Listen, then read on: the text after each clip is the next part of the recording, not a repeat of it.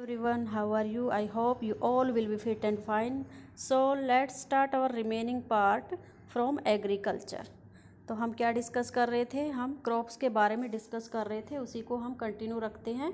Next हमारा है pulses. Pulses का प्रोडक्शन हमारे यहाँ लार्जेस्ट है इन द वर्ल्ड में. और मेन पल्सेस कौन कौन सी हैं इंडिया में? तूर, उड़द, मूंग, मसूर, peas, gram. These are the main pulses. और ये खरीफ सीज़न में ही इनको ग्रो किया जाता है. कौन कौन से स्टेट में उगाया जाता है इनको? Major pulse producing states in India are Madhya Pradesh, Rajasthan, Maharashtra, Uttar Pradesh and Karnataka में इसको ग्रो किया जाता है. Food crops other than grains. कुछ क्रॉप्स ऐसी भी होती हैं जो ग्रेन से बिलोंग नहीं रखती हैं. For example sugar cane. जैसा कि आपको पता है शुगर केन को ग्रो करने में पूरा 1 साल लग जाता है. तो इसके लिए क्या क्या रिक्वायरमेंट होती है?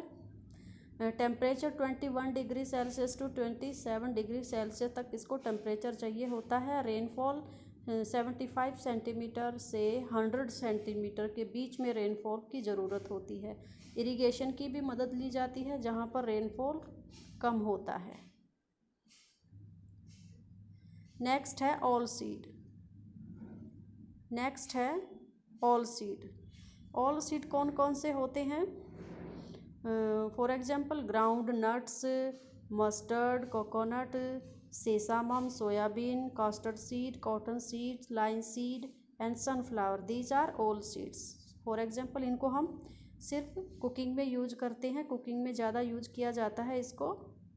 नेक्स्ट है, और जो ऑल सीड होते हैं वो रबी और खरीफ दोनों क्रॉप से बिलोंग करते हैं. नेक्स्ट है हमारा tea plantation. T cultivation is an example of plantation agriculture. ठीक है ना. प्लांटेशन एग्रीकल्चर का एक इम्पोर्टेंट पार्ट है T. It is also an important beverage crop introduced in India initially by the British. सबसे पहले हमारे यहाँ जो टी प्लांटेशन किया था वो ब्रिटिशर ने किया था. और अभी भी हम इसको फसल को उगाते हैं. और टी सबसे ज़्यादा कहाँ उगाया जाता है? मोस्टली नॉर्थ ईस्ट पार्ट में उगाया जाता है. लेकिन इसके अलावा इसको हम Tamil Nadu, Kerala, apart from these Himachal Pradesh, Uttarakhand, Meghalaya, Andhra Pradesh, Tripura, इन सब इलाकों में भी इसको ग्रो किया जाता है.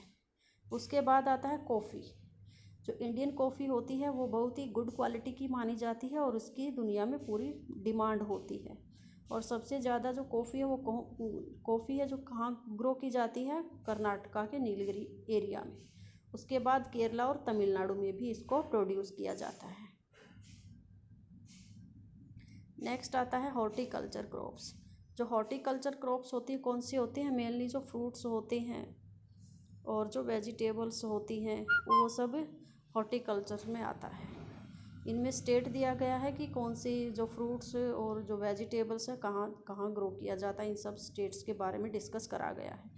इन सब पिक्चर में आपको हॉर्टिकल्चर से रिलेटेड ये पिक्चर है, इसको आप ध्यान से देख लेना. नेक्स्ट है नॉन फूड क्रॉप्स. कुछ क्रॉप्स ऐसी होती हैं जो फूड से बिलोंग नहीं करती, हमारे खाने पीने से बिलोंग नहीं करती. उसको क्या करते हैं हम? इंडस्ट्रियल मतलब अपने इंडस्ट्रियल डेवलपमेंट के लिए एक एज ए रॉ मटेरियल के रूप में उसको उगाते हैं. For example rubber it is an important crops but under special condition. It is also grown in tropical and सब ट्रॉपिकल एरिया. इसके लिए क्या रिक्वायरमेंट होता है? सबसे ज़्यादा रेनफॉल की ज़रूरत होती है 200 centimetre and temperature 25 degree Celsius above. Rubber क्या है? Rubber is an important industrial raw material. ठीक है ना. रॉ मटेरियल है. It is mainly grown in Kerala, Tamil Nadu, Karnataka, Andaman Nicobar island and Meghalaya की गारो हिल्स में इसको ग्रो किया जाता है. नेक्स्ट आता है हमारा फीबर क्रॉप्स. जो फीबर क्रॉप्स कौन सी होती है? Cotton, jute, hemp and natural silk. जो फर्स्ट 3 क्रॉप्स हैं कॉटन, जूट एंड हेम्प, ये बेटा ज़मीन में उगाया जाता है, इनको वहीं ग्रो किया जाता है. लेकिन जो सिल्क है उसके लिए सिल्क वॉर्म की मदद ली जाती है. ठीक है. सिल्क फीबर का जो प्रोडक्शन है उसको क्या बोलते हैं? उस प्रोसीजर को बोलते हैं सेरिकल्चर. नेक्स्ट हमारा है कॉटन टेक्सटाइल इंडस्ट्री के लिए रॉ मटेरियल में ये मदद करता है. ठीक है. जो कॉटन होता है हमारा, इसके लिए क्या रिक्वायरमेंट होता है? इसके लिए हाई टेम्परेचर की ज़रूरत होती है और इरिगेशन की मदद ली जाती है, क्योंकि रेनफॉल लाइट होता है, इसमें ज़्यादा रेनफॉल की ज़रूरत नहीं पड़ती है। नेक्स्ट आता है हमारा jute. Jute jute is known as golden fibre. Jute को क्या कहते हैं? गोल्डन फीवर भी बोला जाता है। जूट क्या होता है बेटा? देखो, जूट पहले ज़मीन में उगाया जाता है, फिर हार्वेस्टिंग पीरियड पर इसको काटा जाता है, इसके गट्ठे बना लिए जाते हैं। फिर क्या किया जाता है, जैसे कोई फ्लड प्लेन एरिया है जहाँ पे पानी इकट्ठा हुआ होता है, 2 या 3 महीने के लिए इसको वहाँ पर डाल दिया जाता है, पानी के अंदर डुबो दिया जाता है। फिर उसके बाद जब ये गल जाता है पूरी तरह से, फिर इसको निकाल लिया जाता है और इसका जो स्किन है उसको उतार लिया जाता है। ये इसका प्रोसीजर है। फिर उससे रेशा बनाया जाता है। और मेनली कहाँ होता है? West Bengal, Bihar, Assam, Odisha and Meghalaya major jute area इसको माना जाता है, जो प्रोड्यूसिंग स्टेट हैं इसके। नेक्स्ट पॉइंट है टेक्नोलॉजिकल इंस्टीट्यूशनल रिफॉर्म। इसमें बेटा बताया गया है कि अर्ली टाइम में जो फार्मर होते थे वो कैसे मतलब एग्रीकल्चर के लिए किन साधनों का यूज करते थे और अभी किन का यूज करना चाहिए, और उनको नई नई जो टेक्निक्स हैं उनसे अवगत कराया जाता है कि अपने फार्मिंग को सुधारने के लिए आप क्या क्या टेक्निक्स अपना सकते हैं, ठीक है ना। उन सब का इसमें डिस्कस करा गया है। नेक्स्ट देखिए बेटा, ये टेक्निकल से ही रिलेटेड कुछ पॉइंट्स से रिलेटेड पिक्चर दिया गया है। जैसे इसमें पहले अर्ली टाइम में लोग बैलगाड़ी यूज करते थे, बैल का यूज करते थे, लकड़ी का प्लाऊ होता था, उसी से अपने खेत की जुआई बुताई करते थे। लेकिन अभी क्या है, टेक्निकल टर्म्स आ गई हैं, बहुत सारी डिवाइसेस आ गए हैं जिनका हम यूज़ कर सकते हैं।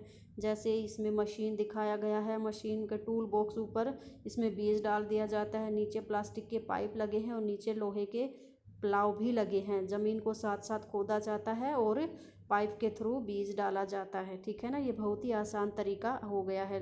अभी तो मोस्टली बहुत सारे इलाकों में इसी को यूज करते हैं, बैल वगैरह की अभी कोई यूज नहीं कर रहा है। इधर भी ये मशीन दिखाई गई है पिक्चर में, ये भी है ज़मीन में सीड, जो हमारे बीज हैं बोने के लिए इन दोनों को यूज किया जाता है। फिर कुछ गवर्नमेंट ने पॉलिसी चलाई हैं कि ताकि हमारे जो किसान हैं उनको कोई दिक्कत ना हो अपने फार्मिंग को सुधारने में। मान लीजिए किसी को कोई दिक्कत आती है या पैसे की कोई दिक्कत है, तो उसके लिए गवर्नमेंट ने बहुत सारी पॉलिसी चलाई हैं। जैसे किसान क्रेडिट कार्ड है जिसके थ्रू वो लोन ले सकते हैं, ग्रामीण बैंक हैं जिनमें वो अपना कमेटी है उसके मेंबर बन सकते हैं। सब कुछ उनकी फैसिलिटीज़ के बारे में डिस्कस करा गया है। बस बेटा, इस वीडियो में हम यहीं तक डिस्कस करेंगे, रिमेनिंग पार्ट हम नेक्स्ट वीडियो में करेंगे। आई होप आपको अच्छे से क्लियर हो गया होगा। Thank you.